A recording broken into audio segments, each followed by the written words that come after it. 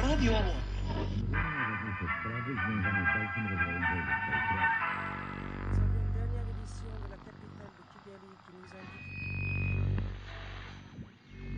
El reciente alto el fuego llegó demasiado tarde para salvar estas aldeas.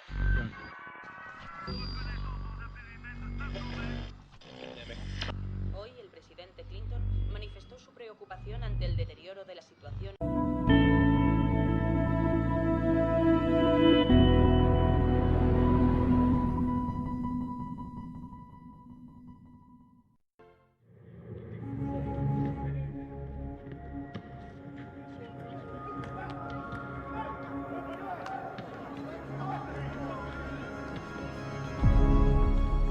Última hora. El capo internacional.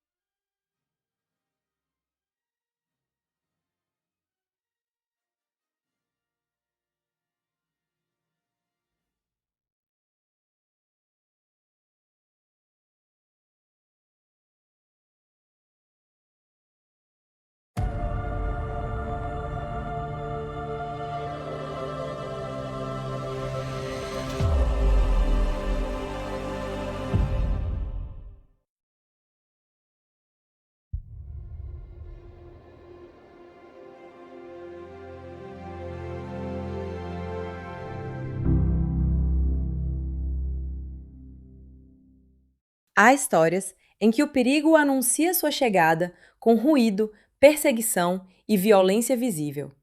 Mas 3.096 dias de cativeiro começa a construir o horror a partir de algo muito mais perturbador: a normalidade. Uma menina segue para a escola numa manhã que deveria ser igual a tantas outras, levando consigo as pequenas preocupações de uma infância comum, enquanto a cidade continua a funcionar indiferente ao que está prestes a acontecer. Não existe, naquele instante, nenhuma música do destino que possa ser ouvida pelos personagens.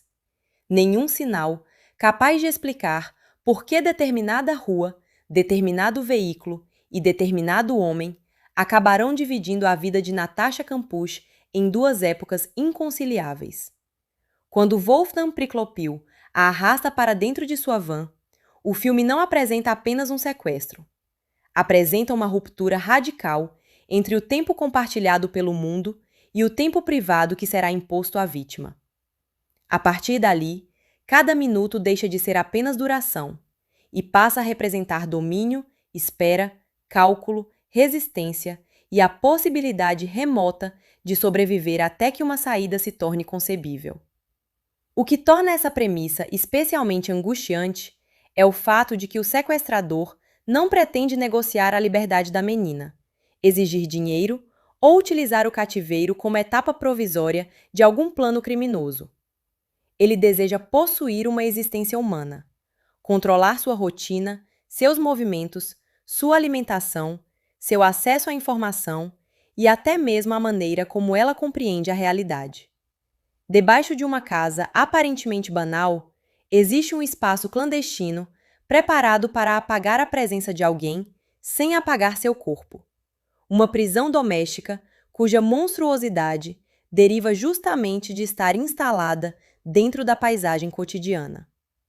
O mundo continua acima dela, com carros, vizinhos, estações do ano, programas de televisão e famílias seguindo suas vidas, enquanto Natasha é submetida a uma realidade cuja extensão ela ainda não consegue medir. O espectador sabe que os dias se transformarão em anos, e esse conhecimento altera profundamente a experiência de cada momento inicial. Uma porta que se fecha contém antecipadamente milhares de noites. Contudo, o filme dirigido por Sherry Horman não encontra seu núcleo dramático apenas na pergunta evidente sobre quando Natasha conseguirá escapar. Desde cedo, outra questão se impõe. Como uma criança mantém alguma forma de identidade quando praticamente tudo ao redor trabalha para redefini-la segundo a vontade de seu captor?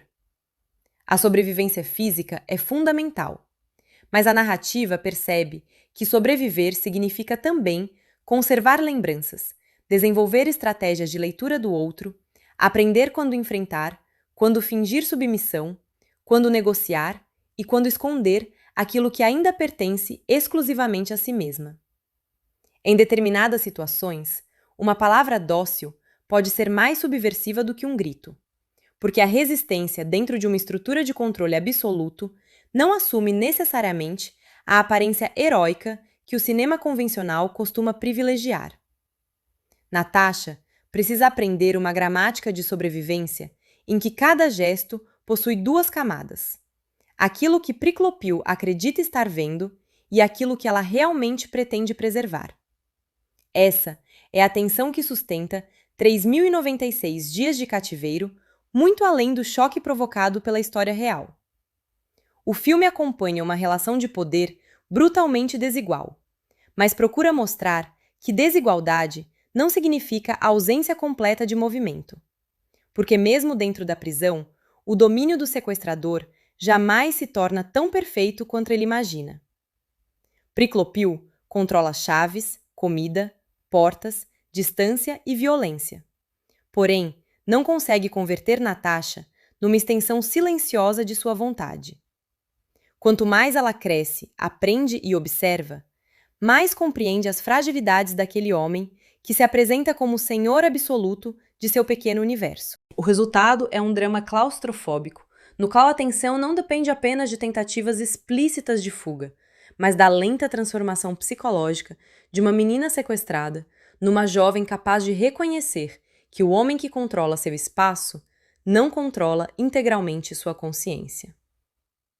Lançado em 2013, o longa-metragem alemão tem como título original 3.096 Tage, e parte da autobiografia em que Natasha Campos relatou seu sequestro aos 10 anos, em 2 de março de 1998, e os 8 anos e meio de cativeiro que antecederam sua fuga, em 23 de agosto de 2006.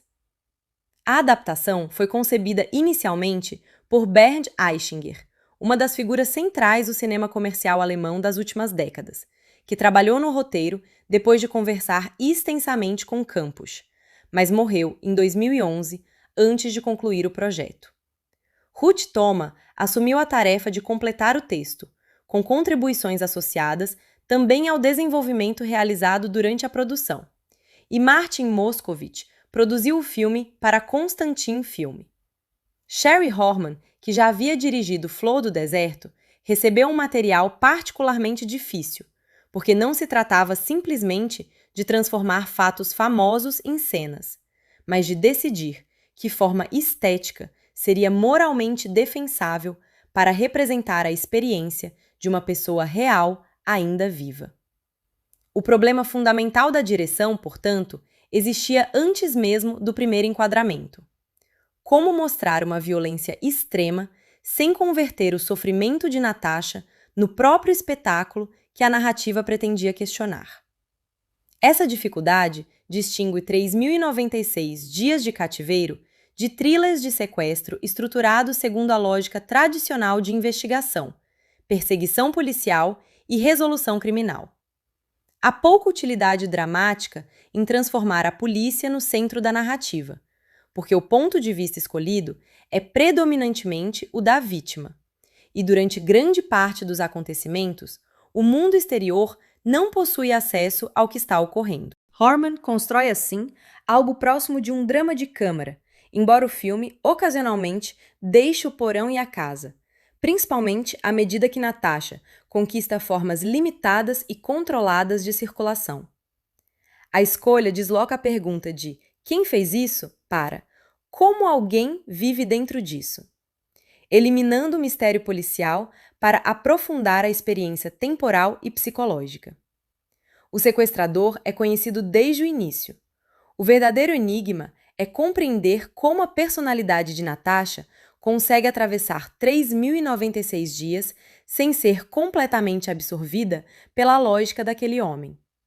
A própria precisão numérica do título possui enorme importância estética. Dizer 8 anos produz uma abstração. Dizer 3.096 dias devolve à duração uma dimensão concreta, quase corporal. Um ano pode ser imaginado como unidade narrativa, mas um dia precisa ser vivido.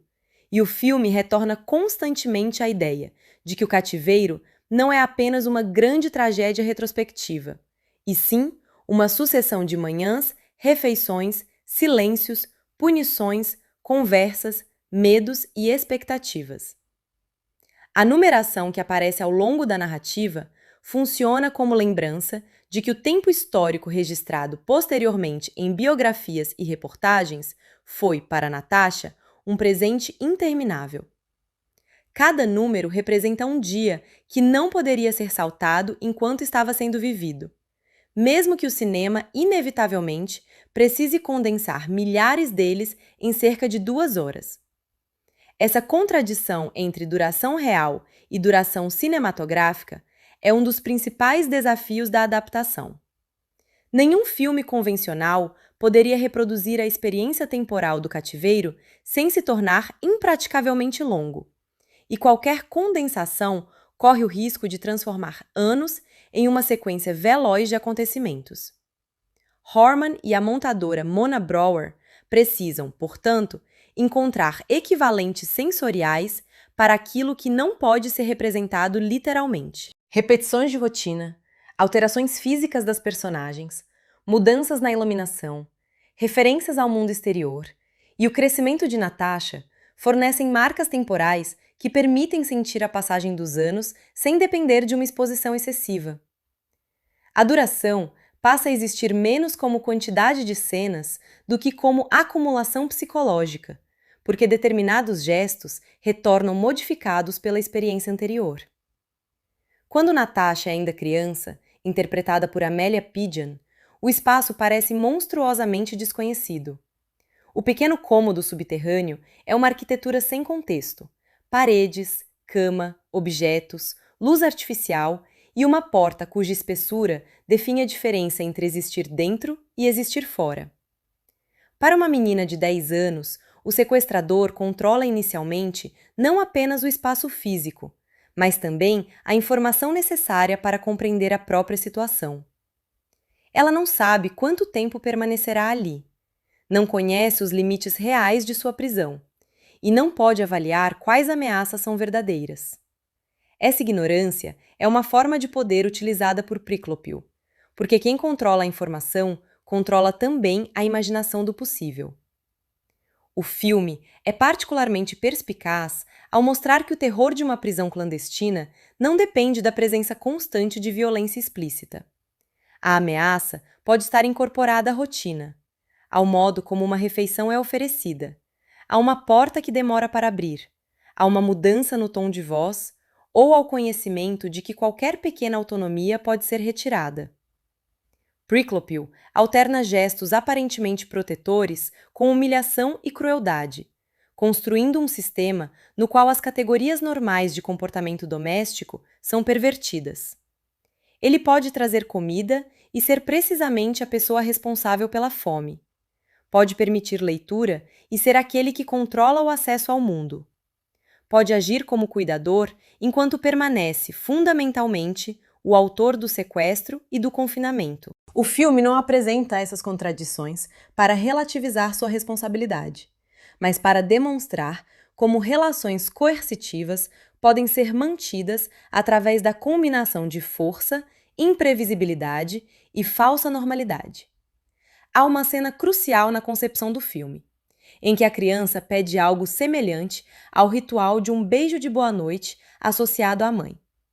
Dramaticamente, o gesto pode parecer pequeno diante da violência do sequestro, mas contém uma inteligência instintiva extraordinária. Natasha percebe, mesmo antes de conseguir formular conscientemente uma estratégia, que precisa construir algum tipo de linguagem possível com o homem que agora decide se ela come, dorme, fala ou permanece no escuro. ao introduzir uma lembrança doméstica de sua vida anterior naquele ambiente, ela realiza também uma pequena apropriação simbólica do espaço. O ritual não pertence originalmente a Priclopil, pertence à infância que ele tentou interromper. Aquilo que poderia ser interpretado superficialmente como aproximação torna-se, nesse contexto, um mecanismo de preservação. Essa ambiguidade é essencial para compreender por que 3.096 dias de cativeiro rejeita interpretações simplistas das relações formadas sob coerção. Uma vítima pode conversar com seu agressor, rir em determinada circunstância, aceitar um presente ou depender dele materialmente, sem que isso transforme a relação em escolha livre. Quando uma única pessoa controla todas as possibilidades disponíveis, comportamentos aparentemente contraditórios precisam ser analisados a partir da estrutura de poder que os produz. O filme insiste nisso ao mostrar Natasha adaptando sua linguagem às mudanças de humor do sequestrador, percebendo quais assuntos o irritam, quais pedidos podem ser feitos e quais pequenas concessões talvez consigam ampliar seu espaço de ação. A adaptação torna-se, assim, uma competência de sobrevivência, não um sinal de consentimento. Esse aspecto possui importância cultural, porque o caso de Natasha Campos foi cercado, após sua fuga, por uma quantidade extraordinária de especulações públicas. O fato de ela ter adquirido gradualmente alguma liberdade de movimento dentro da casa, realizado tarefas ou acompanhado o sequestrador em situações externas, alimentou perguntas frequentemente formuladas sem compreensão adequada de coerção prolongada. Por que não fugiu antes? Por que não pediu ajuda em determinado momento? Por que aparentemente retornou com ele depois de alguma saída? São perguntas que ignoram como medo, vigilância, dependência, ameaça, condicionamento e desconhecimento das consequências operam sobre uma pessoa submetida durante anos a um captor. O filme responde menos através de discursos do que através da construção acumulativa de uma realidade em que a oportunidade física de correr não corresponde automaticamente à existência psicológica e prática de uma rota segura. A interpretação de Amélia Pidgeon é decisiva nos primeiros movimentos, porque evita transformar a infância de Natasha numa coleção de reações espetaculares. Sua presença é marcada por uma combinação de medo, observação e inteligência, ainda sem vocabulário adulto para compreender aquilo que enfrenta. Há momentos em que o rosto da menina parece procurar pistas no comportamento de Priclopil, como se cada expressão dele precisasse ser decodificada rapidamente. O filme faz da atenção uma habilidade dramática. Natasha observa porque observar é uma forma de antecipar perigo. Essa qualidade será herdada pela personagem adulta e se tornará uma das linhas de continuidade mais importantes entre as duas atrizes. Quando Antonia Campbell Hughes assume o papel da Natasha adolescente e jovem, a mudança física não representa apenas passagem do tempo. A personagem agora possui uma memória enorme do cativeiro, conhece melhor seu sequestrador e adquiriu uma percepção mais sofisticada sobre o funcionamento daquela relação. Seu corpo cresceu dentro de uma prisão, de modo que adolescência e confinamento se tornaram experiências inseparáveis. Campbell Hughes trabalha frequentemente com uma presença simultaneamente frágil e vigilante, na qual a vulnerabilidade física não elimina a força intelectual. A atuação recusa a transformação de Natasha numa heroína invulnerável, mas também recusa a imagem oposta de uma pessoa inteiramente passiva. Essa opção é fundamental, porque narrativas de sobrevivência frequentemente cometem um de dois erros. O primeiro consiste em reduzir a vítima ao sofrimento, como se sua identidade fosse apenas a soma das agressões que sofreu. O segundo procura compensar essa redução, transformando-a numa figura heróica quase sobrenatural, capaz de enfrentar qualquer situação com clareza e coragem constantes. 3.096 dias de cativeiro é mais interessante quando permanece entre esses extremos e permite que Natasha tenha medo, raiva, hesitação, cálculo, exaustão e desejo de continuar vivendo. Sua força não é a ausência de fragilidade. Sua força consiste, muitas vezes, em conseguir preservar algum projeto de futuro quando o presente parece organizado justamente para destruí-lo. Turi Lindhart enfrenta uma tarefa igualmente complexa, embora eticamente muito diferente, ao interpretar Wolfgang Priklopil. O risco evidente seria transformar o sequestrador numa criatura demoníaca, tão distante da experiência cotidiana que sua violência pareceria pertencer a uma categoria quase sobrenatural. Horman escolhe outra direção. Priklopil é assustador, porque continua reconhecivelmente humano em hábitos, vaidades, rotinas e necessidades, enquanto pratica atos monstruosos. Essa banalidade não produz absolvição. Ao contrário, impede que o espectador encontre conforto na ideia de que apenas monstros visualmente identificáveis cometem atrocidades. A casa organizada, os objetos cuidadosamente colocados e os gestos de controle revelam um homem cuja obsessão pela ordem se estende perversamente ao desejo de controlar outra pessoa. Lindhart evita, na maior parte do tempo, uma representação inteiramente explosiva. Seu Priklopil pode falar com aparente calma, corrigir pequenos comportamentos ou preocupar-se com detalhes domésticos, e justamente essa oscilação torna as cenas mais inquietantes.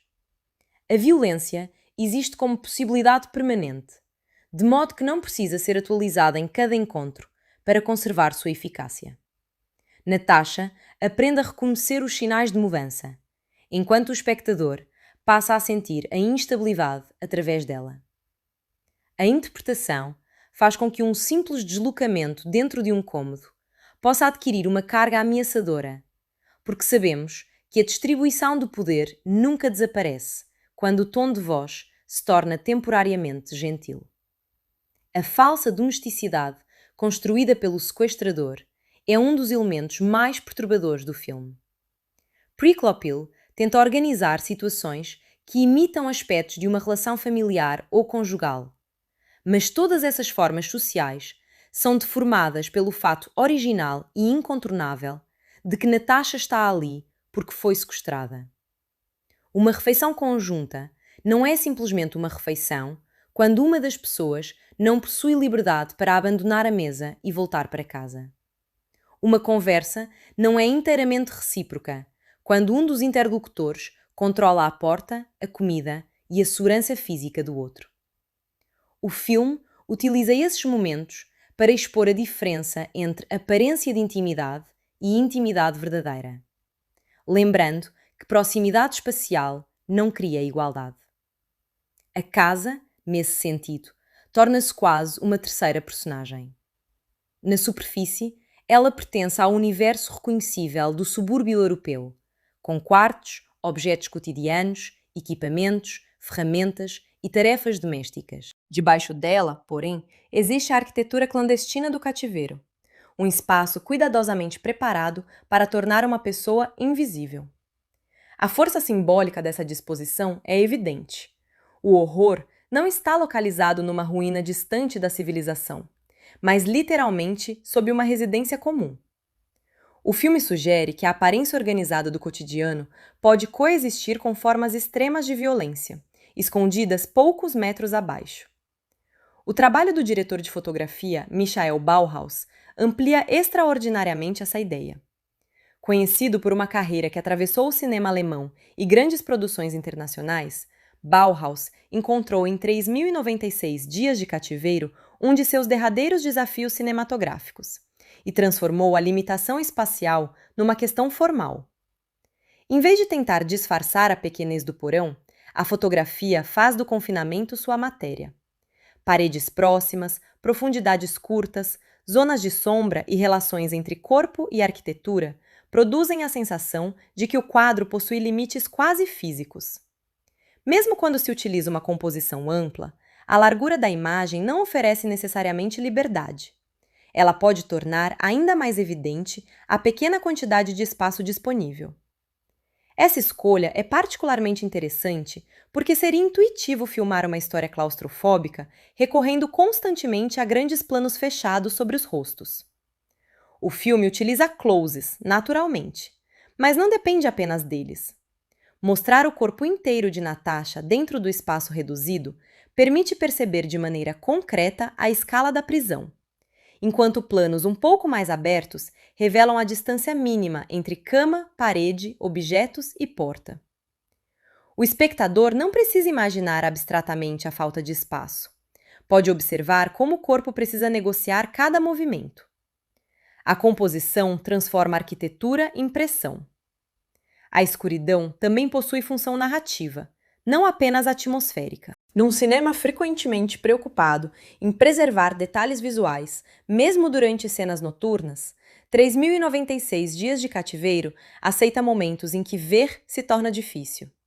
Isso aproxima o espectador da incerteza da personagem, sem pretender reproduzir literalmente sua experiência. Quando a luz depende do sequestrador, iluminação deixa de ser apenas ferramenta cinematográfica e torna-se parte da estrutura de poder. Poder ver o próprio ambiente é uma forma de autonomia. Ser deixada no escuro significa ter até mesmo a percepção subordinada à vontade de outra pessoa. Ao mesmo tempo, o filme evita que o porão se torne visualmente invariável. Objetos aparecem, desaparecem ou mudam de posição. O corpo da personagem se transforma e o modo de ocupar o espaço sofre alterações conforme Natasha cresce. Uma prisão permanece a mesma e, paradoxalmente, nunca permanece idêntica para quem passa anos dentro dela. O ambiente acumula memória e cada canto passa a carregar associações com eventos anteriores. A direção de arte de Bernd Leppel contribui para essa sensação de história sedimentada, fazendo do espaço não apenas uma reprodução funcional, mas um lugar que parece absorver o tempo. A reconstrução do cativeiro em estúdio possui ainda uma dimensão ética e cinematográfica importante. A equipe utilizou referências do espaço real, mas o fato de trabalhar numa construção controlada permitiu que a mise-en-scène fosse organizada com precisão e que a experiência das atrizes não dependesse de habitar literalmente o local histórico. Essa separação entre reconstrução e relíquia é relevante porque filmes baseados em crimes reais sempre oscilam entre autenticidade e fetichização. Recriar pode ser necessário para compreender a materialidade da história, mas transformar o local verdadeiro num objeto de espetáculo poderia produzir outra forma de invasão. O cinema, nesse caso, trabalha melhor quando reconhece que a fidelidade emocional não depende de uma devoção turística ao cenário original. O som exerce papel igualmente decisivo. Em confinamento, aquilo que não se vê adquire enorme importância, e ruídos provenientes do exterior podem funcionar como lembretes de um mundo inacessível. Passos, portas, motores, movimentos da casa ou simples alterações na presença sonora do sequestrador ganham significados específicos, porque Natasha precisa inferir constantemente o que acontece além de seu campo visual. A narrativa faz com que escutar seja outra forma de orientação. Quando o horizonte espacial desaparece, o ouvido tenta reconstruí-lo. A música de Martin Todd Sharrow precisa enfrentar um problema delicado: intensificar a experiência sem melodramatizar um sofrimento que já possui força suficiente. Nos melhores momentos, a trilha não ordena ao espectador que sinta horror ou compaixão, mas acompanha a tensão interna com relativa contenção. Um filme dessa natureza perde força quando a música transforma cada cena numa declaração emocional explícita, porque o verdadeiro desconforto nasce frequentemente do cotidiano sem acompanhamento grandioso. A secura de determinadas passagens permite que silêncio, respiração e pequenas ações tenham peso próprio. O som torna-se mais inquietante quando não funciona como anúncio, mas como ambiente. A montagem, por sua vez, precisa resolver a tarefa quase impossível de fazer 8 anos e meio parecerem simultaneamente extensos e narrativamente compreensíveis. O filme utiliza elipses que comprimem períodos inteiros, mas procura preservar a impressão de continuidade através da repetição de situações. Comer, dormir, limpar, esperar, conversar e ser submetida a regras tornam-se ações que reaparecem em diferentes fases, permitindo que o espectador compare não apenas o que acontece, mas como Natasha reage. A passagem do tempo surge dentro da diferença entre repetições. Aquilo que uma criança recebe com terror absoluto pode ser enfrentado anos depois por uma jovem que conhece melhor as possibilidades e limites do sequestrador. Essa estrutura produz uma espécie de pedagogia sombria. Natasha aprende Priclopil e o espectador aprende com ela. No início, cada comportamento dele parece imprevisível. Depois, certas obsessões se tornam reconhecíveis e começamos a perceber padrões de controle. Essa familiaridade é perturbadora, porque demonstra como até mesmo uma realidade insuportável pode adquirir rotina quando se prolonga suficientemente. O filme jamais sugere que a rotina torna o cativeiro aceitável. Mostra, pelo contrário, que a mente humana precisa criar alguma estrutura mesmo dentro daquilo que não deveria existir. A comida aparece repetidamente como um instrumento de poder, porque alimentá-la ou privá-la de alimento significa controlar diretamente seu corpo. Numa relação normal, cozinhar ou oferecer comida pode representar cuidado. Aqui, a mesma ação está contaminada pela coerção. Pricopil define quantidade, frequência e condições, transformando uma necessidade fisiológica em mecanismo disciplinar. Natasha precisa negociar não apenas liberdade abstrata, mas necessidades elementares. Essa materialidade impede que o filme reduza o conflito a um duelo psicológico elegante, lembrando constantemente que o poder do sequestrador possui consequências físicas. O corpo da protagonista torna-se, por isso, um campo de disputa dramática. Pricopil deseja regular como ela se apresenta, quanto come, onde dorme e como se movimenta, enquanto Natasha tenta manter alguma relação própria com o corpo que está crescendo. A adolescência já é, em circunstâncias normais, um período de transformação identitária intensa. Dentro do cativeiro, essas mudanças ocorrem sob vigilância e violência. O filme encontra parte de sua força na consciência de que o tempo biológico continua mesmo quando a vida social é interrompida. Natasha não pode suspender o crescimento até recuperar a liberdade. A transformação física de Antonia Campbell Hughes para o papel foi muito comentada quando o filme chegou aos cinemas, mas reduzir sua atuação a essa mudança seria repetir uma tendência problemática de recepção de performances extremas. O elemento mais importante está menos na aparência isolada do que na maneira como a atriz modifica postura, olhar e energia ao longo do filme. Há momentos em que Natasha parece ocupar pouco espaço, economizando movimento. Em outros, seu olhar revela uma capacidade crescente de confrontar Priclopil sem necessariamente transformar confronto em rebelião aberta. A personagem aprende a existir diante dele sem oferecer acesso completo ao que pensa. Essa distância interior é uma das conquistas mais sutis da atuação. Há também algo profundamente cinematográfico no modo como Campbell Hughes trabalha a duplicidade. Natasha frequentemente precisa representar uma versão de si mesma para sobreviver, o que transforma a personagem numa espécie de atriz dentro da narrativa. Ela pode aparentar concordância, interesse ou tranquilidade quando internamente calcula outra coisa. O espectador, conhecendo sua situação, procura diferenças mínimas entre performance externa e intenção íntima. Assim, a interpretação cria um jogo de níveis. Campbell Hughes interpreta Natasha, e Natasha interpreta para Priclopil a versão de Natasha que naquele instante parece mais segura. Essa dimensão torna particularmente complexas as cenas em que sequestrador e vítima parecem compartilhar momentos de aparente normalidade. Um espectador acostumado a códigos melodramáticos simples poderia esperar que Natasha demonstrasse ódio visível em cada segundo. Mas isso seria psicologicamente pouco plausível e dramaticamente limitado. O filme entende que uma convivência forçada durante milhares de dias produz comportamentos situacionais que não anulam a estrutura fundamental da violência.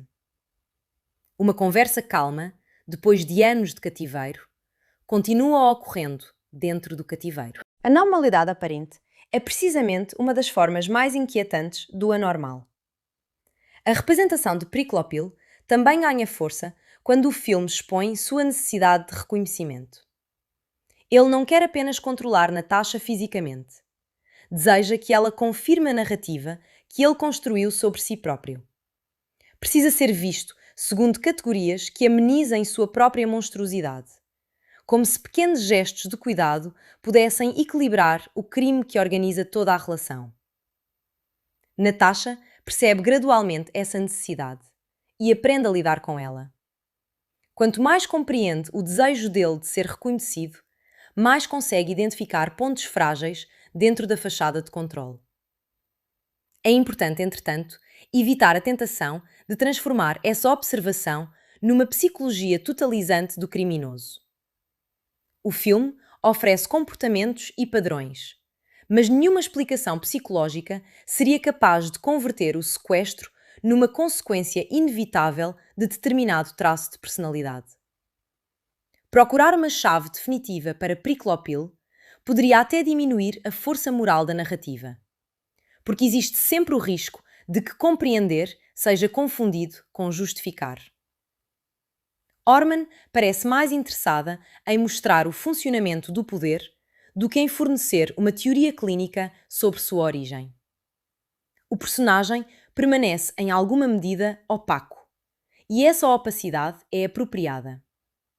A verdadeira trajetória de transformação pertence a Natasha. Inicialmente, sua existência é definida por perguntas imediatas. Onde está? O que acontecerá? Quando verá a família? Como evitar irritar o homem que a mantém presa? Com o passar dos anos, essas perguntas se tornam mais complexas, incluindo a compreensão de sua própria idade, de sua posição diante do mundo exterior e das possibilidades concretas de fuga. Ela desenvolve não apenas resistência emocional, mas inteligência estratégica. Sobreviver deixa de significar apenas chegar ao dia seguinte e passa a incluir a construção lenta das condições que talvez tornem possível recuperar a vida. Livros, rádio, televisão e outras formas controladas de contato com o mundo desempenham um papel decisivo nesse processo. Cada informação proveniente de fora rompe parcialmente o monopólio simbólico do sequestrador, porque permite que Natasha compare aquilo que ele diz com outras referências. Conhecimento é liberdade em forma ainda incompleta. Mesmo quando o corpo permanece confinado, a mente pode ampliar seu horizonte através de linguagem, histórias e notícias. O filme sugere que aprender é uma maneira de resistir à tentativa de reduzir uma pessoa ao universo de seu captor. Esse aspecto ganha ressonância especial quando lembramos que Natasha atravessa boa parte da formação intelectual e emocional dentro daquela casa. A escola convencional lhe é negada, assim como amizades, experiências sociais e a descoberta gradual da autonomia. Ainda assim, ela procura construir conhecimento com os recursos disponíveis. A educação nesse contexto não é apenas preparação para uma carreira ou participação social. Torna-se ferramenta de preservação da individualidade. Quanto mais consegue nomear o mundo, menos o mundo inventado por Priklopil parece absoluto. O filme também trabalha com a memória como resistência. Natasha precisa manter algum vínculo com a criança que existia antes do sequestro sem permanecer congelada nela. Recordar a mãe, a casa, os hábitos e a vida anterior pode fornecer força, mas também intensifica a percepção do que foi perdido. A memória é simultaneamente refúgio e dor. Essa ambivalência impede que o passado funcione como simples espaço idealizado ao qual basta retornar. De fato, um dos méritos mais significativos da narrativa é perceber que a liberdade futura não poderá devolver exatamente a vida interrompida. Quando alguém é sequestrado aos 10 anos e retorna ao mundo aos 18, não existe um botão capaz de reiniciar a adolescência. O tempo exterior continuou avançando, e pessoas, lugares e relações mudaram. A fuga pode terminar o cativeiro físico, mas não desfaz os anos que o produziram. O próprio título, ao contar os dias, transforma essa irreversibilidade numa ideia central. Por isso, a possibilidade de fuga não funciona apenas como um mecanismo de suspense. Ela exige que Natasha consiga imaginar uma existência que já não conhece concretamente. O mundo exterior foi se tornando lembrança, depois informação, depois horizonte abstrato. Priclopil tenta explorar precisamente essa distância ao sugerir que ela não possui lugar fora da relação que ele impôs. Essa é uma estratégia comum de estruturas coercitivas. Reduzir a percepção das alternativas até que o espaço de domínio pareça coincidir com o mundo inteiro. À medida que Natasha passa a sair ocasionalmente do espaço subterrâneo e a circular sob vigilância, o filme produz uma inversão espacial poderosa. Aquilo que para qualquer outra pessoa seria simplesmente rua, loja, paisagem ou estação de esqui, adquire uma intensidade quase inacreditável. Céu, distância e movimento tornam-se visualmente extraordinários, porque foram negados durante tanto tempo. A fotografia pode finalmente respirar. Mas essa abertura não significa liberdade. Priclopil permanece próximo, e o espaço aberto continua cercado por uma prisão psicológica construída durante anos. Essas sequências externas são essenciais para impedir uma compreensão simplista do confinamento. Natasha pode estar fisicamente fora do porão, e ainda assim continuar cativa. O filme demonstra que uma prisão prolongada deixa de depender exclusivamente de paredes, porque ameaças internalizadas, medo das consequências e a ausência de um plano seguro podem acompanhar a vítima até espaços aparentemente abertos. O contraste entre paisagem ampla e impossibilidade de simplesmente desaparecer produz uma das ideias visuais mais importantes da obra.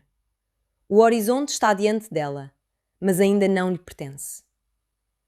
Uma sequência passada em ambiente de montanha exemplifica essa contradição de maneira particularmente clara. A vastidão natural oferece tudo aquilo que o porão nega: profundidade, ar, distância e multiplicidade de rotas. No entanto, a relação de poder continua comprimindo a cena. O espectador pode sentir, quase fisicamente, a pergunta sobre por que Natasha não corre, grita ou procura ajuda. E o filme utiliza essa expectativa para confrontar julgamentos retrospectivos fáceis. A existência de espaço não é o mesmo que a existência de segurança. Isso conduz a uma das questões éticas centrais do longa. Como representar uma sobrevivente sem submetê-la novamente ao tribunal imaginário do público?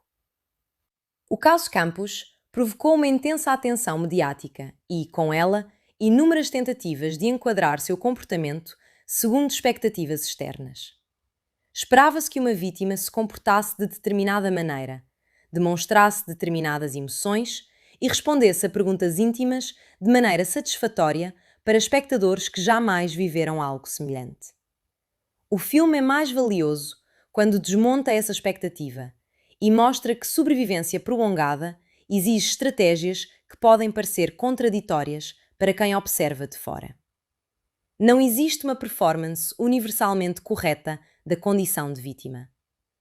Essa percepção ganha relevância no próprio modo como Natasha é caracterizada.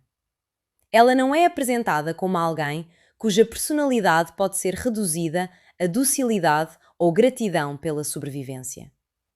Existe raiva em sua presença, assim como ironia, inteligência, resistência e uma crescente capacidade de confrontar a narrativa do sequestrador.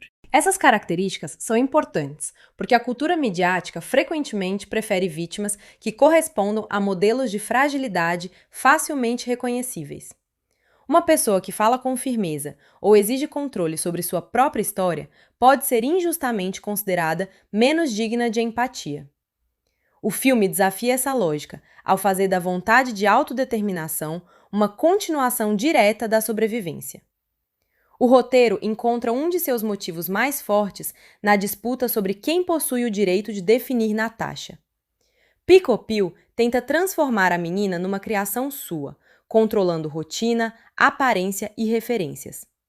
Mais tarde, o mundo exterior também tentará enquadrá-la através de categorias, manchetes e interpretações. A diferença moral entre sequestrador e mídia é obviamente imensa, mas existe uma continuidade temática na pergunta sobre quem fala por ela. A liberdade plena exige mais do que sair de uma casa. Exige recuperar o direito de nomear a própria experiência.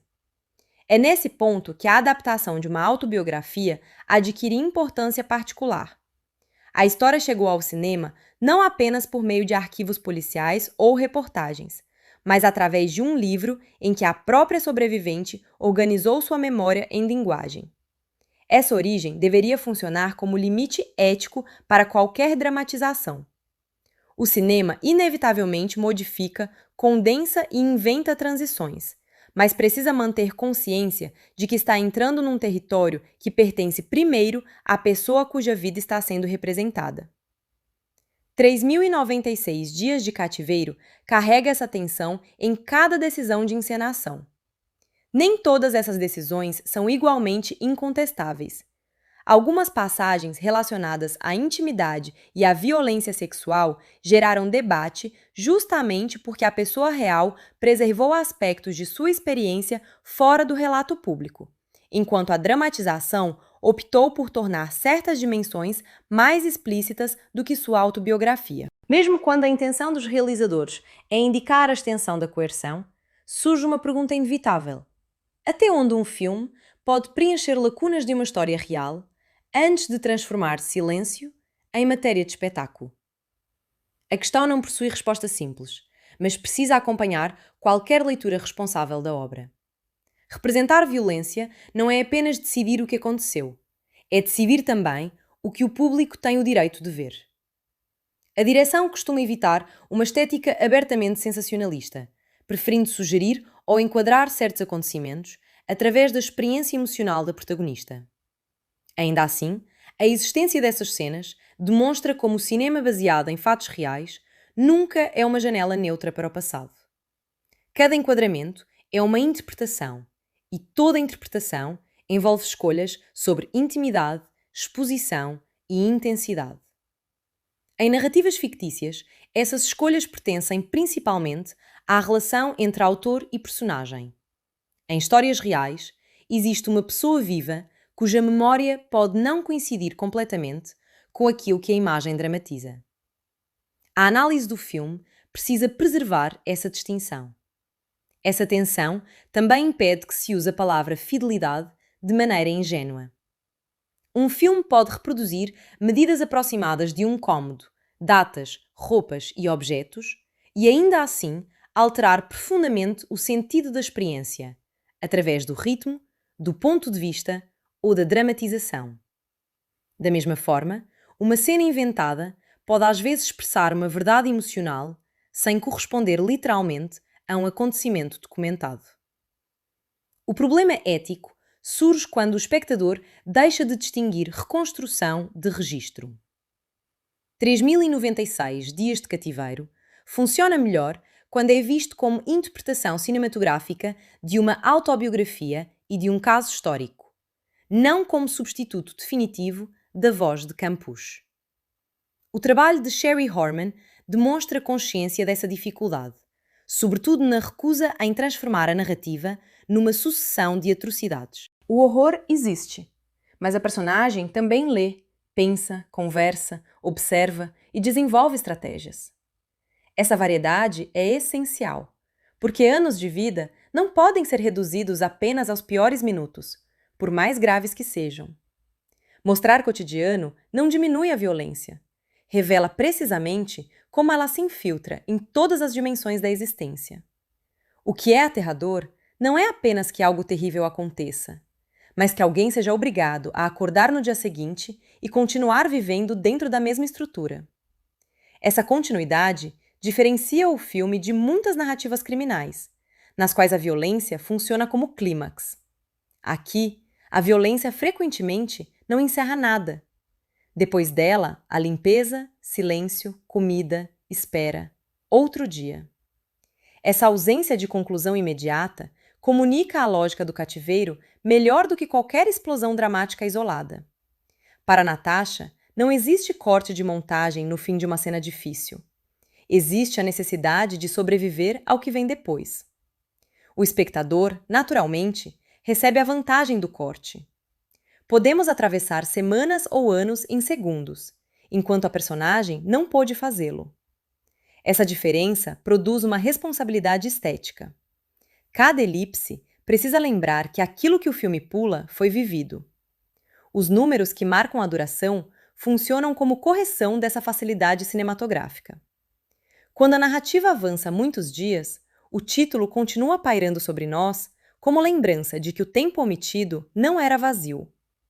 A passagem da infância para a adolescência é a maior elipse e também a transformação mais dolorosa. A troca de atriz torna visível algo que o tempo gradual normalmente esconderia. De repente, compreendemos que a menina sequestrada está se tornando uma jovem dentro da casa do sequestrador.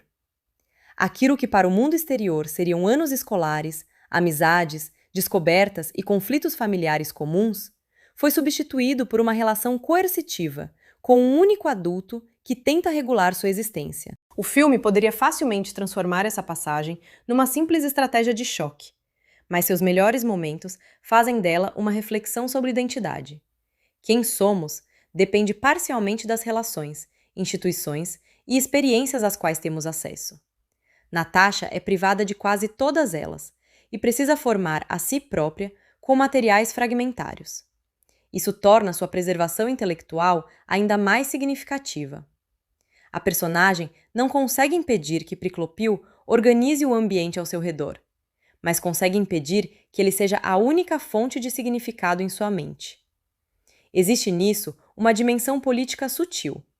O controle autoritário começa frequentemente pela tentativa de restringir informação, linguagem e possibilidades imagináveis. Em escala doméstica e criminosa, Priclopil cria um pequeno regime, no qual ele decide o que é verdade, o que é permitido e o que será punido. Natasha resiste criando zonas internas de interpretação que escapam a esse regime. A leitura, a memória e a capacidade de observar contradições tornam-se formas mínimas de soberania. A linguagem utilizada entre os dois também participa dessa disputa. Um sequestrador que deseja transformar domínio em falsa normalidade precisa renomear a violência. Regras podem ser apresentadas como cuidado, punições como consequências, obediência como condição da convivência. Natasha precisa aprender a ouvir além das palavras, identificando a estrutura que permanece quando o vocabulário tenta suavizá-la. O filme ensina o espectador a fazer o mesmo. Esse processo é fundamental para evitar interpretações romantizadas da chamada ligação entre vítima e agressor. O cinema popular muitas vezes possui dificuldade para representar relações coercitivas sem transformá-las em mistério psicológico sedutor. 3.096 Dias de Cativeiro corre ocasionalmente perto desse perigo ao dedicar tanto tempo à interação entre os dois. Mas preserva um princípio crucial. O sequestro continua sendo o fato que organiza todas as interações. Não existe simetria moral entre eles.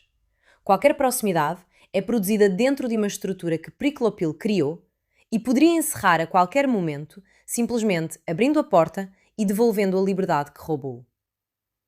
A noção popular de Síndrome de Estocolmo aparece frequentemente em discussões sobre casos semelhantes. Mas o filme é mais interessante quando não depende desse rótulo. Termos rápidos podem produzir a ilusão de explicação, enquanto a experiência concreta é muito mais complexa. Uma pessoa pode desenvolver estratégias afetivas, comportamentais e cognitivas para reduzir o perigo, sem que isso possa ser resumido por uma única fórmula. A narrativa mostra comportamentos. Cabe ao espectador compreender a coerção que os molda, sem buscar uma etiqueta que resolva tudo. Natasha parece compreender progressivamente que o próprio Priklopil está preso à fantasia de controle que criou. Isso não a torna responsável por ele, mas altera a distribuição psicológica da relação. O sequestrador depende da presença de sua vítima para sustentar o universo que construiu, enquanto a vítima sonha com um mundo além dele. Essa assimetria se torna cada vez mais importante. Quem aparentemente possui todo o poder é também quem mais teme a possibilidade de perdê-lo. A frase implícita em várias interações poderia ser formulada assim: ele possui a chave, mas precisa que ela continue acreditando que a chave define toda a realidade. À medida que Natasha percebe que a autoridade dele tem limites, algo começa a mudar. O poder coercitivo permanece enorme, porém, deixa de parecer metafisicamente absoluto. O sequestrador é um homem, não o mundo inteiro. Essa descoberta é um passo essencial em direção à fuga. O filme constrói essa mudança sem transformar Natasha numa estrategista infalível. Há avanços e recuos, momentos de coragem e momentos em que o medo é maior. Isso preserva a humanidade da personagem, porque decisões sob ameaça raramente obedecem a uma progressão perfeitamente racional. O conhecimento de que ela acabará escapando pode induzir o espectador a interpretar cada ação anterior como preparação consciente para esse resultado. Mas a experiência real não possuía garantia de final feliz. A narrativa é mais forte quando permite que o futuro permaneça incerto dentro das cenas, mesmo que nós conheçamos historicamente o desfecho. Essa tensão entre conhecimento histórico e suspense cinematográfico é outro desafio central. A maioria do público sabe que Natasha sobreviveu e escapou. Portanto, o filme não pode depender apenas da dúvida sobre o resultado. O suspense precisa surgir do processo, das oportunidades perdidas, das mudanças de humor de Priklopil e do risco de cada pequena transgressão. Saber que alguém sobreviveu não significa saber como cada instante foi suportado. A história conhecida transforma-se em experiência desconhecida através dos detalhes. É nesse terreno que a encenação de Horman encontra sua maior eficiência. Um olhar prolongado, uma porta entreaberta ou a presença de outra pessoa num espaço público podem carregar enorme expectativa, porque representam possibilidades que talvez desapareçam imediatamente. A direção frequentemente permite que o espectador imagine a fuga antes de Natasha agir, produzindo uma ansiedade baseada na distância entre oportunidade percebida e ação possível. Essa diferença nos obriga a confrontar nossa posição privilegiada. Sentados diante da tela, sabemos que se trata de um filme. Conhecemos o desfecho e não sofreremos as consequências de uma tentativa fracassada. O medo de fracassar precisa ser compreendido em escala adequada. Para alguém mantido durante anos por uma pessoa violenta e controladora, uma fuga mal sucedida pode significar aumento de vigilância, punição e destruição das pequenas liberdades conquistadas. Portanto, não basta existir uma oportunidade. É necessário avaliar sua probabilidade de sucesso. O filme constrói essa lógica gradualmente e, com isso, transforma a fuga final numa consequência de aprendizado e circunstância, não num gesto de bravura surgido do nada. Quando finalmente chega o momento decisivo, a narrativa abandona parte da repetição claustrofóbica e converte espaço e tempo em urgência. A abertura não parece heróica no sentido convencional. Parece frágil, específica e irrepetível. É justamente essa precariedade que torna a sequência tão intensa. Depois de milhares de dias em que Priklopil controlou o ritmo da vida de Natasha, surge um intervalo no qual ela consegue agir antes que ele recupere o controle. A fuga possui força porque o filme passou tanto tempo mostrando como era difícil imaginar a liberdade. Correr deixa de ser apenas deslocamento físico e se transforma em passagem entre regimes de realidade. Cada metro amplia a distância entre Natasha e a casa, mas a distância psicológica não pode ser medida com a mesma facilidade. O corpo chega ao mundo exterior antes que a experiência interior consiga compreender plenamente o que aconteceu. O suicídio de Priclopil após a fuga encerra a possibilidade de um confronto judicial direto e produz um desfecho histórico estranho, no qual o principal responsável desaparece antes de responder institucionalmente pelo crime. Dramaturgicamente, isso impede uma catarse convencional baseada em julgamento, sentença ou confissão. O filme não pode oferecer ao público a satisfação narrativa de ver o agressor submetido a uma ordem legal proporcionalmente explicada. Sua morte encerra sua vida, mas não organiza moralmente o passado. Essa ausência é importante, porque 3.096 dias de cativeiro não é, no fundo, uma história sobre punição. É uma história sobre sobrevivência e recuperação da autonomia. Pricopil pode morrer, mas os 3.096 dias continuam existindo na memória de Natasha. A verdadeira conclusão precisa, portanto, deslocar-se dele para ela. O significado da fuga não depende do destino final do sequestrador, e sim da possibilidade de Natasha voltar a definir sua vida sem a presença física daquele homem. A chegada ao mundo exterior introduz uma nova forma de estranhamento. Para quem passou anos imaginando a liberdade, seria tentador apresentá-la como luz pura, abraço familiar e restauração imediata. O filme sabe que a realidade é mais complexa. A sociedade que recebe Natasha não é a mesma da qual ela foi retirada, e ela própria não é mais a criança que partiu para a escola em 1998. O reencontro com a família carrega, portanto, emoções contraditórias. Existe alívio, naturalmente, mas também a impossibilidade de simplesmente retomar relações do ponto onde foram interrompidas. Pais e filha envelheceram de maneiras diferentes, carregando experiências que não podem ser compartilhadas integralmente.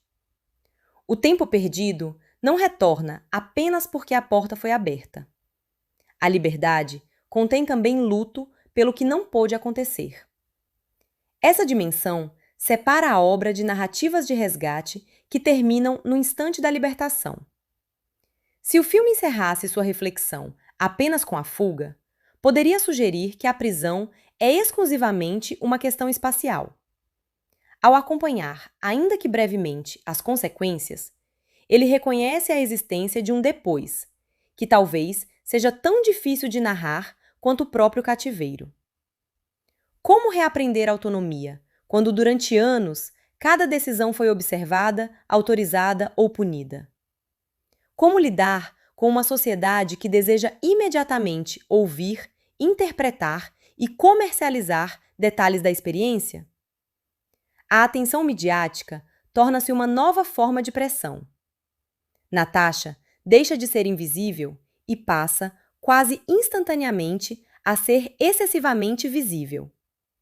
Durante anos, o problema era que ninguém sabia onde ela estava. Depois da fuga, milhões de pessoas querem saber tudo sobre ela. O contraste é brutal. A ausência pública converte-se em exposição pública. O filme estabelece, assim, uma oposição poderosa entre dois tipos de confinamento. O primeiro é físico, construído por paredes e chaves. O segundo é narrativo, construído pelas expectativas de outras pessoas sobre quem Natasha deve ser. A sociedade deseja uma história facilmente compreensível, com vítima, monstro, trauma e redenção organizados em sequência. A pessoa real, contudo, continua muito mais complexa do que qualquer categoria. Recuperar liberdade significa também resistir à redução de sua identidade ao crime sofrido. Essa questão permanece particularmente relevante na cultura contemporânea do true crime. Histórias reais de violência circulam como podcasts, séries, documentários, vídeos e dramatizações, frequentemente consumidas em grande quantidade por públicos que procuram suspense. Existe valor legítimo em compreender crimes, estruturas de violência e experiências de sobreviventes. Mas há sempre o risco de transformar sofrimento alheio em entretenimento descartável. 3.096 dias de cativeiro ocupa uma posição desconfortável dentro desse campo, porque deseja combater o sensacionalismo utilizando justamente uma forma cultural que depende da atenção do público. Essa contradição não invalida o filme, torna sua análise mais necessária. Uma dramatização pode ampliar empatia ao permitir que espectadores compreendam aspectos da coerção que uma manchete jamais explicaria.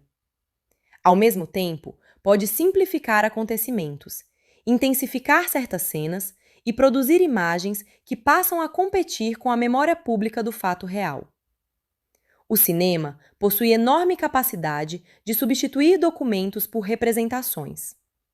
Depois de assistir a uma dramatização convincente, é fácil lembrar o rosto do ator no lugar da pessoa histórica, ou uma cena inventada como se fosse testemunho.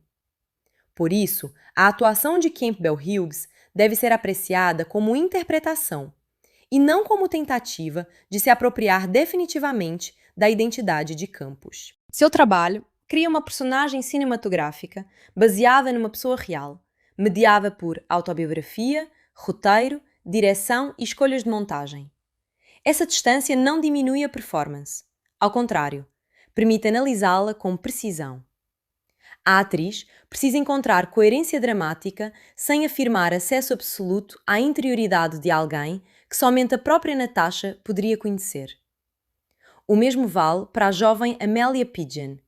Sua interpretação possui uma qualidade de observação que estabelece o fundamento emocional da personagem, mas continua sendo uma construção artística. O fato de duas atrizes dividirem o papel pode até ajudar a preservar essa consciência de representação. Não existe uma ilusão perfeita de continuidade física. Existe um gesto cinematográfico que transforma o tempo através de dois corpos distintos. Essa pequena ruptura nos lembra que estamos diante de uma narrativa reconstruída. Trina Dirham, como a mãe de Natasha, participa de uma dimensão menos central, mas essencial para ampliar o campo emocional do filme. O desaparecimento de uma criança produz uma forma específica de ausência para a família, uma vida suspensa entre esperança e medo. Entretanto, Orman evita deslocar o centro narrativo para o sofrimento dos adultos, preservando a experiência de Natasha como eixo.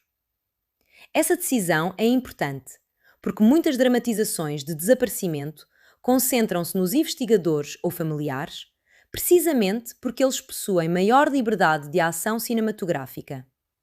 Aqui, a limitação do ponto de vista é parte do sentido.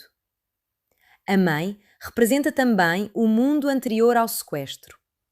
As lembranças familiares de Natasha não são apenas memórias sentimentais, mas referências de uma identidade que precede Periclópilo. Quanto mais ele tenta estabelecer-se como única autoridade, mais importante se torna a existência mental de outras relações. A memória familiar funciona, assim, como contrapeso à tentativa de reescrever a origem da personagem. Natasha sabe que sua vida não começou naquele porão. Esse princípio parece simples, mas possui enorme força psicológica. Sistemas coercitivos frequentemente procuram convencer a pessoa dominada de que não existe identidade relevante fora da relação de poder. Preservar uma narrativa anterior é uma maneira de impedir que o presente se torne absoluto. O filme traduz essa ideia através de lembranças, objetos e pequenos rituais. O passado torna-se prova de que outro mundo existiu e, portanto, pode voltar a existir sob alguma forma. O futuro, entretanto, precisa ser inventado. Natasha não pode simplesmente voltar a ser 10 anos mais jovem, e essa impossibilidade introduz uma melancolia profunda, mesmo no desfecho libertador. Toda narrativa de sobrevivência verdadeira contém uma vitória incompleta. Estar vivo é fundamental, mas sobreviver não significa apagar o dano. O cinema frequentemente prefere finais em que a resolução externa encerra também o conflito interno. 3.096 Dias de Cativeiro é mais maduro quando reconhece que liberdade e cura obedecem a temporalidades diferentes. A própria palavra cativeiro, presente no título brasileiro, enfatiza o espaço da prisão, enquanto o título original, reduzido à contagem dos dias, enfatiza o tempo. As duas ideias se complementam. O cativeiro existe porque há um lugar de confinamento, mas sua dimensão humana só pode ser compreendida quando percebemos sua duração. Espaço e tempo formam a estrutura da dominação. Natasha precisa recuperar ambos, deslocar-se livremente e voltar a possuir o próprio futuro. Essa leitura ajuda a entender por que relógios, rotinas e números possuem peso tão grande mesmo quando não ocupam ostensivamente o primeiro plano. Um sequestrador que determina quando alguém dorme, come, recebe luz ou pode sair, controla o tempo cotidiano. A liberdade moderna é frequentemente concebida em termos políticos ou jurídicos, mas o filme lembra sua dimensão mais banal: decidir o que fazer com a próxima hora. Depois de 3.096 dias, escolher o próprio tempo torna-se uma forma extraordinária de autonomia. A montagem traduz essa recuperação através da aceleração progressiva perto do final. Durante o cativeiro, o tempo é pesado, repetitivo e frequentemente circular. Na fuga, torna-se vetorial. Existe novamente uma direção. Natasha não está apenas passando de um momento para outro. Está indo para algum lugar que Priclopil não definiu. A diferença entre circularidade e direção constitui uma das estruturas profundas do filme. No porão, as atividades retornam incessantemente, e o futuro parece uma extensão do presente. Uma tentativa de fuga, ao contrário, pressupõe linha, destino e transformação. A própria possibilidade de imaginar um depois é um ato de resistência. Natasha precisa primeiro recuperar mentalmente a ideia de trajetória antes de realizá-la fisicamente. Essa estrutura aparece também na fotografia. Dentro da casa, linhas, portas e paredes limitam profundidade. No exterior, estradas e horizontes sugerem movimento. Bauhaus utiliza a geometria para expressar estados de poder sem depender de símbolos excessivamente evidentes. O espaço aberto não se torna automaticamente seguro, mas devolve ao quadro a possibilidade de distância. Pela primeira vez, existe algo além da próxima parede. A carreira de Michael Bauhaus torna essa contenção particularmente significativa. Um diretor de fotografia, associado a movimentos de câmera sofisticados e a uma extraordinária capacidade de organizar espaço, escolhe aqui não demonstrar virtuosismo de maneira ostensiva. A técnica serve à experiência. Em vez de transformar a prisão num exercício de estilo, a câmera procura entender como permanecer visualmente viva dentro de um ambiente que deseja negar vida à personagem. A câmera raramente parece interessada em admirar Priclopil. Essa ausência de glamour é fundamental. Filmes sobre criminosos reais correm o risco de transformar perversidade em magnetismo visual, especialmente quando atores carismáticos ocupam o papel. Linhart oferece complexidade suficiente para sustentar cenas longas, mas a mise-en-scène não concede ao sequestrador uma aura romântica. Sua presença permanece ligada ao controle, à insegurança e à violência. Há, inclusive, algo profundamente pequeno em sua necessidade de dominar. Ele constrói um universo em que pode parecer poderoso porque teme um mundo que não controla. A casa excessivamente ordenada e a vigilância sobre Natasha sugerem uma personalidade que tenta transformar vida em sistema. No entanto, pessoas não funcionam como objetos. A resistência de Natasha revela continuamente o fracasso de seu projeto. Essa é talvez uma das ironias mais importantes da narrativa. Priclopil consegue sequestrar o corpo de uma criança, esconder sua existência e controlar grande parte de sua rotina durante anos, mas não consegue completar aquilo que parece desejar: criar uma pessoa inteiramente determinada por ele. Quanto mais Natasha cresce, mais se torna alguém que ele não pode prever completamente. Seu poder material permanece enorme, porém sua fantasia de posse total fracassa todos os dias em que ela continua pensando por conta própria.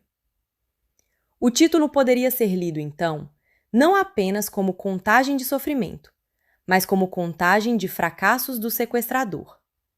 Em cada um daqueles dias, ele ainda a mantém presa, mas em cada um deles também deixa de possuir completamente sua consciência. Essa interpretação não minimiza o horror, destaca a dimensão da resistência. Sobreviver não é permanecer intacto, algo impossível diante de trauma tão prolongado, mas conservar suficiente continuidade para ainda desejar uma vida própria. O filme trabalha bem quando essa resistência aparece em detalhes modestos. Uma resposta, uma recusa, uma pergunta ou uma maneira de olhar podem ser mais significativos do que uma grande declaração. O cinema de sobrevivência tende a procurar momentos de triunfo facilmente reconhecíveis. Mas a vida em cativeiro raramente oferece condições para heroísmo espetacular. O gesto mais inteligente pode ser aquele que o agressor nem percebe como resistência. Essa percepção aproxima a obra de uma tradição de dramas centrados em espaços de coerção, nos quais liberdade interior e liberdade física jamais são equivalentes, mas também nunca são completamente separáveis. Manter uma vida mental autônoma pode ajudar alguém a resistir, porém, não substitui a necessidade concreta de abrir a porta. Seria romantização cruel sugerir que liberdade interior basta. 3.096 Dias de Cativeiro evita esse erro, porque nunca deixa esquecer a materialidade da prisão. Paredes continuam paredes. Fome continua fome. Violência continua violência. Nenhuma interpretação simbólica pode transformar esses elementos em metáforas puras. E o filme conserva sua gravidade precisamente porque a dimensão filosófica emerge da experiência concreta, e não o contrário. O espectador é convidado a pensar sobre autonomia porque vê uma pessoa sem autonomia. Somos levados a perceber o valor do cotidiano porque acompanhamos alguém para quem o cotidiano foi confiscado. A obra encontra universalidade sem precisar afirmar que todos os sofrimentos são comparáveis. O caso é extremo e específico, mas algumas questões levantadas sobre controle, identidade, tempo e direito à própria narrativa possuem alcance muito maior. É também por isso que reduzir o filme ao rótulo de história chocante seria insuficiente. O choque pertence à premissa, mas não constitui sua melhor dimensão. Depois de alguns minutos, o espectador já sabe que Natasha está presa. Se o longa dependesse apenas de aumentar continuamente a intensidade da violência, esgotaria rapidamente sua capacidade dramática. O que sustenta a narrativa é a transformação das relações, o conhecimento acumulado e a maneira como pequenas mudanças alteram o equilíbrio entre os personagens. Em determinados momentos, o ritmo deliberado pode parecer repetitivo, e essa impressão foi uma das razões pelas quais a recepção crítica do filme não foi unanimemente entusiasmada. Alguns espectadores perceberam a dramatização como excessivamente convencional diante da singularidade do caso, enquanto outros destacaram justamente a contenção, as atuações e a fotografia. Essa divisão é compreensível, porque a obra tenta equilibrar dois impulsos difíceis: tornar a experiência acessível a um público amplo e evitar transformar uma história real em thriller sensacionalista. O resultado nem sempre escapa aos códigos conhecidos do drama biográfico, mas frequentemente os utiliza com inteligência. A escolha de filmar em inglês, embora se trate de uma história austríaca realizada por produção alemã, constitui um desses pontos de tensão. Industrialmente, a decisão amplia o potencial internacional do projeto e permite reunir atores de diferentes nacionalidades. Dramaticamente, porém, cria certa distância cultural em relação ao ambiente específico em que os acontecimentos ocorreram. Para alguns espectadores germanófonos, essa artificialidade pode ser perceptível.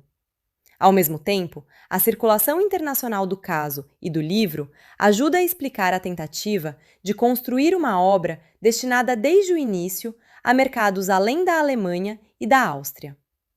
Essa decisão revela como nenhuma adaptação existe fora das estruturas industriais do cinema.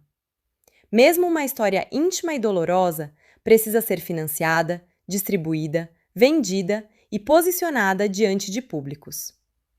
Constantin Filme assumiu um projeto que combinava a notoriedade internacional do caso, prestígio de nomes como Aichinger e Bauhaus e risco evidente de críticas por exploração. O filme nasce, portanto, da mesma tensão que sua recepção. Existe interesse genuíno em compreender a história, e existe, inevitavelmente, um mercado em torno dela. Ignorar uma dessas dimensões produziria análise incompleta. Bernd Aichinger é particularmente importante nesse contexto, porque 3.096 Dias de Cativeiro pertence ao último período de sua trajetória. Produtor e roteirista associado a projetos de enorme impacto no cinema alemão, ele se envolveu pessoalmente com a adaptação e conversou com Natasha antes de sua morte. Seu falecimento tornou o roteiro um projeto interrompido, obrigando a equipe a decidir não apenas como continuar uma adaptação difícil, mas como preservar e reformular um trabalho ainda inacabado. Ruth Thoma precisou transformar esse material numa estrutura filmável sem a possibilidade de diálogo posterior com seu iniciador. A escolha de Sherry Horman também ganha sentido quando relacionada à Flor do Deserto, adaptação anterior centrada na trajetória de uma mulher submetida à violência e posteriormente obrigada a negociar sua exposição pública. Embora os contextos sejam completamente diferentes, existe uma afinidade temática na tentativa de filmar sobrevivência sem reduzir a protagonista à vitimização. Horman demonstra interesse por mulheres cuja história foi transformada em objeto de curiosidade pública e que precisam recuperar agência sobre a própria imagem. Em 3.096 Dias de Cativeiro, esse problema é ainda mais delicado, porque o caso estava muito presente na memória europeia. A diretora, inicialmente, demonstrou resistência ao projeto, algo significativo para compreender o resultado. Não parece ter se aproximado da história com entusiasmo pela possibilidade de filmar violência, mas com consciência do abismo ético envolvido. Essa hesitação pode ter contribuído para a decisão de concentrar a narrativa na relação de poder e na sobrevivência, evitando uma reconstrução policial enciclopédica. O filme não tenta explicar todos os mistérios, controvérsias e investigações posteriores ligados ao caso. Sua pergunta é mais limitada e, por isso, potencialmente mais profunda. Limitar o campo narrativo é uma forma de rigor. Um filme que tentasse incluir infância, sequestro, investigação policial, família, cativeiro, fuga, controvérsias políticas, cobertura jornalística e vida posterior, correria o risco de transformar tudo em resumo. Horman escolhe permanecer durante grande parte do tempo com Natasha e Priklopil, aceitando a repetição e a claustrofobia como princípios estruturais. O espectador perde amplitude, mas ganha proximidade. Essa proximidade, naturalmente, também produz desconforto. Permanecer muito tempo com um sequestrador significa conceder-lhe presença dramática, e qualquer presença pode gerar fascinação. O filme precisa constantemente impedir que complexidade seja confundida com equivalência moral. Em seus melhores momentos, consegue fazê-lo mostrando que a interioridade realmente importante não é a justificativa de Priclopil, mas a capacidade de Natasha interpretar suas mudanças. Priclopil possui traços, hábitos e medos, mas sua função narrativa permanece ligada ao obstáculo. Natasha possui trajetória. Essa diferença é essencial. O filme pode observar o sequestrador, mas acompanha a transformação da vítima.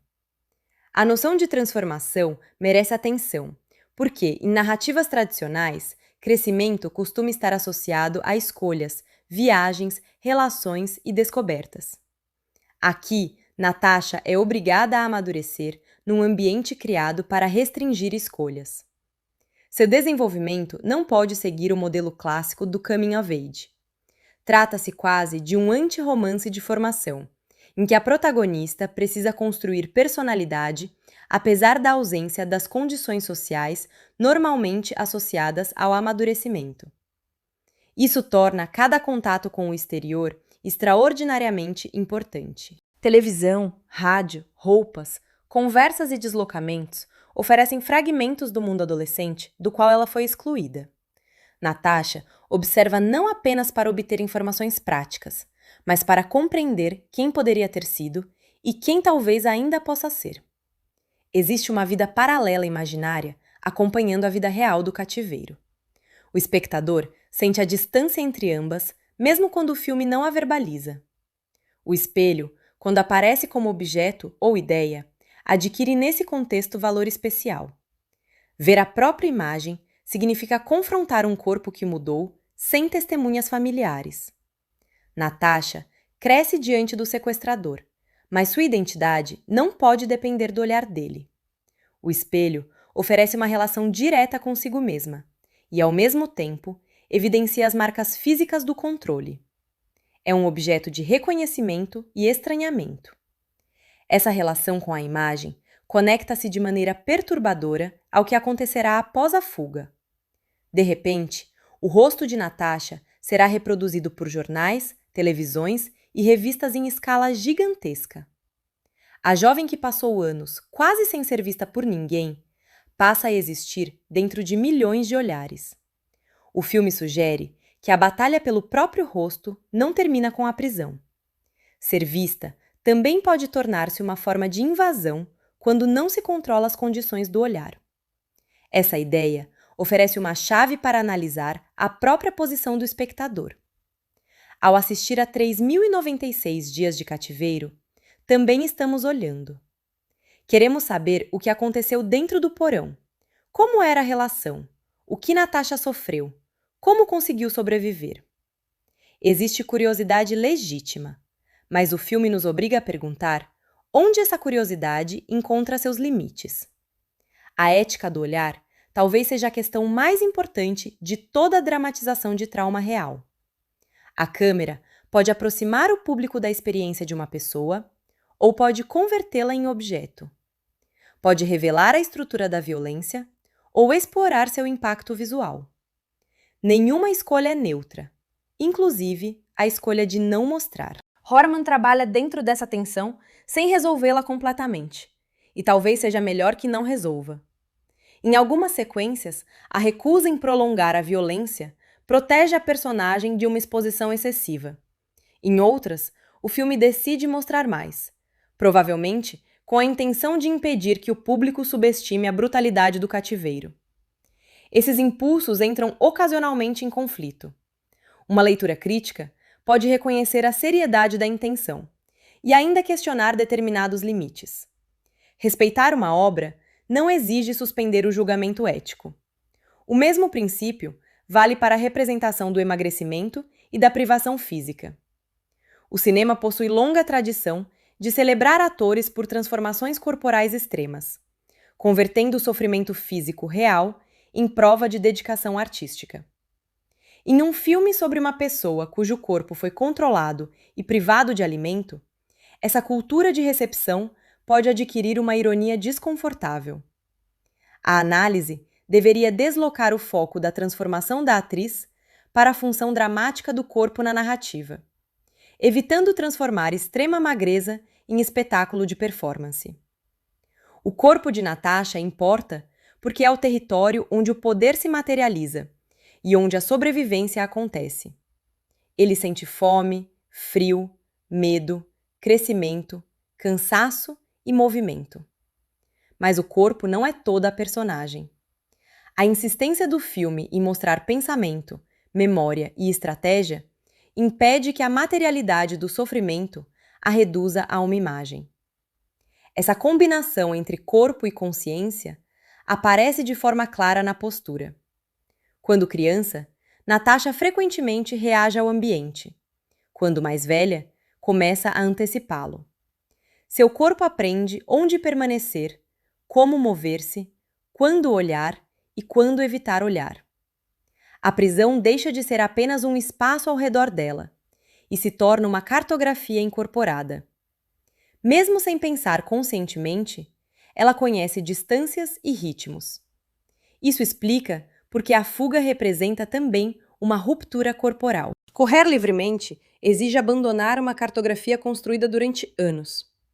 O mundo exterior oferece excesso de direções depois de um ambiente organizado por poucas rotas. A liberdade pode ser fisicamente desorientadora.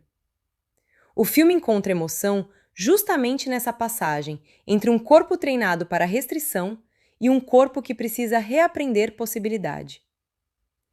A noção de reaprendizado é fundamental para pensar o que vem depois.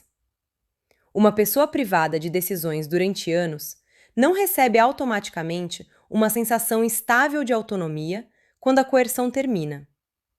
Escolher pode ser libertador e assustador.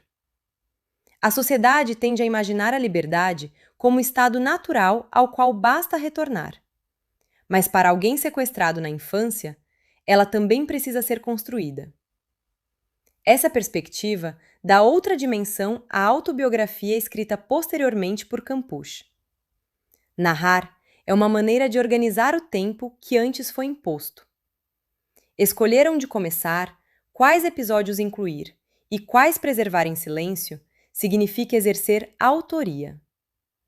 A escrita transforma a experiência em estrutura escolhida pela própria sobrevivente. Quando o cinema adapta esse livro, entra necessariamente em diálogo com um ato anterior de recuperação narrativa. O número 3096, portanto, pertence a Natasha não apenas como quantidade de dias sofridos, mas como título escolhido para enquadrar sua memória.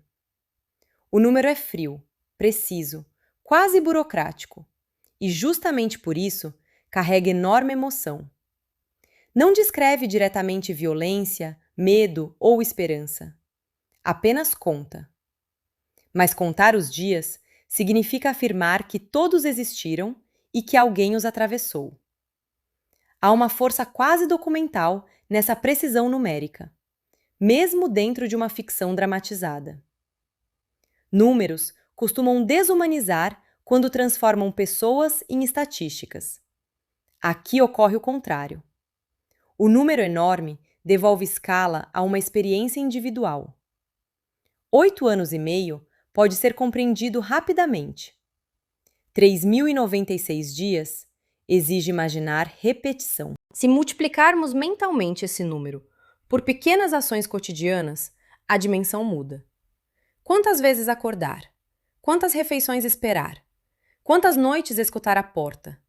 Quantas decisões minúsculas sobre o que dizer ou não dizer? O filme não pode mostrar essas milhares de repetições, mas sua estrutura procura fazer com que permaneçam presentes como ausência. Essa ausência explica parte da melancolia das elipses. Cada corte que avança no tempo é necessário para o cinema e brutal para a personagem.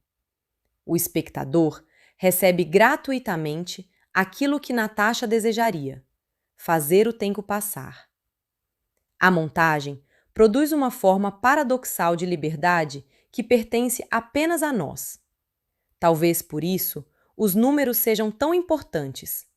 Eles devolvem peso ao tempo que acabamos de saltar. O ritmo do longa pode parecer rápido quando comparado à duração histórica e lento quando comparado a thrillers convencionais. Essa posição intermediária é apropriada. Se fosse muito acelerado, o cativeiro viraria sequência de incidentes. Se buscasse reproduzir literalmente a monotonia, poderia afastar o público antes de desenvolver sua análise. Horman procura uma duração capaz de sugerir repetição sem abandonar progressão dramática.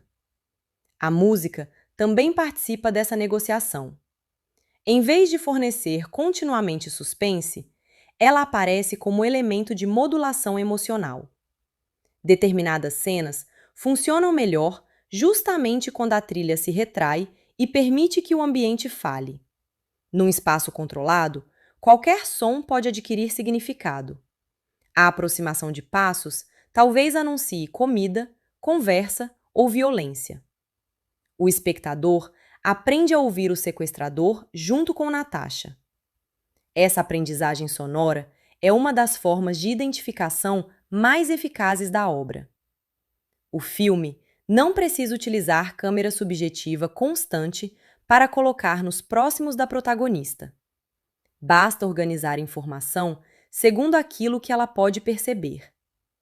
Quando sabemos pouco além do que Natasha sabe, compartilhamos sua incerteza. A claustrofobia nasce tanto da restrição de conhecimento quanto da restrição física. A fotografia de Ballhaus reforça essa lógica através de pontos de vista que raramente parecem oniscientes. Mesmo quando a câmera observa o ambiente de maneira relativamente objetiva, não oferece uma rota secreta de saída ao espectador. Não há prazer em mapear a casa como se estivéssemos diante de um quebra-cabeça. O espaço permanece subordinado à experiência de quem não pode abandoná-lo. Essa recusa do olhar dominador é coerente com a ética geral do filme. Quando a câmera sai do cativeiro, a diferença visual possui efeito quase fisiológico. A luz natural parece excessiva, as distâncias parecem maiores, e o mundo contém mais informação do que o quadro consegue absorver. É fácil compreender porque essas imagens seriam tentadoras para qualquer diretor. Mas Horman evita transformá-las em cartões postais de liberdade. A presença de Priclopil contamina a paisagem. A beleza não elimina o perigo. Esse contraste entre beleza e ameaça é particularmente eficaz porque evita uma iconografia simplista em que lugares maus precisam parecer visualmente maus. A casa pode ser comum. A paisagem pode ser bonita. Uma conversa pode ocorrer sob céu azul. E ainda assim, a violência estrutural permanecer intacta. O mal não precisa de decoração gótica. Essa banalidade é uma das razões pelas quais o caso real causou tamanho impacto. A descoberta de que uma menina desaparecida havia permanecido durante anos escondida numa residência relativamente comum confronta uma fantasia social confortável. A de que perigos extremos acontecem em lugares facilmente reconhecíveis como perigosos. O filme desestabiliza essa fantasia. O porão existe literalmente sob o cotidiano. Vizinhança e horror compartilham a mesma geografia. Culturalmente, essa imagem ressoa numa Europa marcada por grande confiança em sistemas de registro, vizinhança, mobilidade e policiamento. Como alguém pode desaparecer durante tantos anos? A pergunta paira sobre a história, mesmo quando o filme não transforma a investigação em tema central. A invisibilidade de Natasha revela limites do olhar social. Pessoas podem estar fisicamente próximas e socialmente inacessíveis. Esse motivo poderia levar a uma narrativa de paranoia coletiva, mas Horman não segue esse caminho. O objetivo não é sugerir que todo porão esconde um crime, ou que ninguém é confiável. O filme prefere concentrar-se na singularidade do caso. Generalizar o medo seria outra forma de sensacionalismo. A singularidade, porém, não impede que se discutam padrões mais amplos de controle coercitivo. A combinação de isolamento, privação, ameaça, alternância entre crueldade e aparente cuidado e tentativa de destruir referências externas aparece em diferentes contextos de abuso. O caso de Natasha é extremo, mas certos mecanismos são reconhecíveis. O filme pode, assim, produzir compreensão que ultrapassa a história específica sem diluí-la. Essa é uma das razões pelas quais a personagem não deve ser vista como exceção psicológica quase milagrosa. Sua sobrevivência é extraordinária, mas tratá-la como alguém dotada de força sobre-humana poderia ter consequência indesejada. Sugerir que pessoas que não conseguem resistir da mesma maneira falharam. O mérito do filme está em mostrar que resistência pode incluir medo, adaptação e compromisso estratégico. Não existe uma forma moralmente superior de sobreviver à coerção. A própria palavra coragem precisa ser utilizada com cuidado. Coragem aqui não significa ausência de medo nem enfrentamento constante. Muitas vezes, significa avaliar corretamente que determinado momento não é seguro para reagir. Pode significar esperar. Pode significar fingir. O cinema de ação normalmente associa agência a movimento visível. O herói age, quebra portas, enfrenta inimigos e toma decisões imediatas. 3.096 dias de cativeiro trabalha com uma forma de agência muito menos fotogênica. Observar, resistir internamente, negociar pequenas concessões, acumular conhecimento e reconhecer a oportunidade quando ela finalmente aparece. Essa diferença torna a obra interessante para uma análise de gênero. Embora seja frequentemente classificado como drama biográfico, crime e suspense psicológico, o filme utiliza elementos do thriller sem adotar integralmente sua lógica. Existe um antagonista, uma prisão, perigo e fuga, mas não existe investigação paralela suficiente para produzir o suspense convencional da aproximação do resgate. A tensão permanece presa junto com Natasha. Isso transforma o gênero numa experiência de espera. A espera é talvez o elemento menos cinematográfico e mais importante do cativeiro. Esperar significa não saber quando algo mudará. A narrativa precisa converter essa passividade aparente em atividade emocional. Faz isso mostrando que, enquanto espera, Natasha aprende. Essa aprendizagem reorganiza gradualmente a relação com Priclopil. No começo, ele conhece todas as regras e ela nenhuma. Depois de anos, ela conhece também os hábitos, medos, vaidades e fragilidades dele. A assimetria informacional diminui, embora a assimetria física permaneça enorme. Conhecer o captor não significa perdoá-lo, significa reduzir sua imprevisibilidade. Cada padrão reconhecido devolve uma pequena parcela de controle cognitivo. Priclopil parece perceber essa mudança e reage tentando reafirmar a autoridade.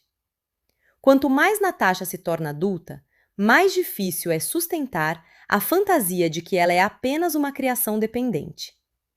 A maturidade dela funciona como prova do tempo que passou e, portanto, do fracasso moral permanente dele. A menina que ele sequestrou desaparece, substituída por uma jovem capaz de julgá-lo. Há algo profundamente ameaçador para o sequestrador nesse julgamento.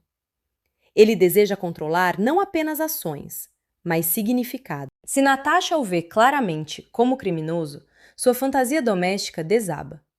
Por isso, ele parece procurar sinais de reconhecimento que jamais podem possuir a autenticidade que deseja. Essa dimensão torna algumas conversas particularmente tensas. O conteúdo verbal pode parecer banal, mas a verdadeira disputa ocorre sobre a interpretação da relação. Priclopil tenta apresentar determinadas situações como convivência. Natasha sabe que são cativeiro. Enquanto ela preservar essa diferença, sem necessariamente expressá-la sempre, mantém uma verdade que ele não pode apagar. A verdade interior funciona, nesse sentido, como espaço inviolável. É claro que trauma, medo e manipulação podem afetar profundamente percepção e memória. Portanto, não se trata de idealizar uma mente intocável. O ponto é outro. O sequestrador não consegue obter domínio total. Sempre resta alguma possibilidade de interpretação própria. O filme encontra uma poderosa metáfora nisso, sem precisar formular discursos filosóficos. Uma cela pode limitar movimentos, mas não garantir pensamento. Um captor pode controlar informação, mas não assegurar como ela será interpretada. Uma pessoa submetida à coerção pode ser obrigada a representar obediência sem transformar essa representação em identidade. A atuação de Campbell Hughes vive precisamente nessa diferença. Seu rosto, muitas vezes, carrega mais informação para o público do que para Precopio. A câmera torna-se confidente de uma subjetividade que o sequestrador não consegue acessar. Isso cria uma aliança silenciosa entre personagem e espectador. Essa aliança, entretanto, não deve ser confundida com conhecimento total. Também nós não sabemos tudo o que Natasha pensa. O filme preserva zonas de silêncio. Essa opacidade é saudável, porque impede que a protagonista se transforme num objeto completamente decifrado.